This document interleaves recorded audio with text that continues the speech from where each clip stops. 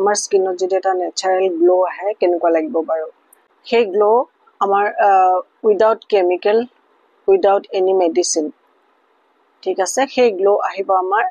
আমি ঘৰত এটকাও খৰচ নকৰাকৈ যেনেকৈ মই আপোনালোকক থাম্বনেইলত দিছোঁ যেনেকৈ আমি এটকাও খৰচ নকৰাকৈ আমাৰ স্কিনখনক আমি কেনেকৈ গ্লো আনিব পাৰোঁ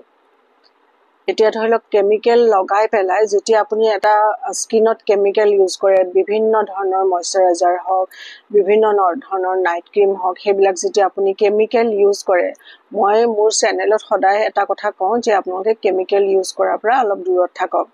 একদম নোৱাৰিলে বেলেগ কথা ধৰি লওক আমাৰ লেডিজসকলে কেতিয়াবা আমাৰ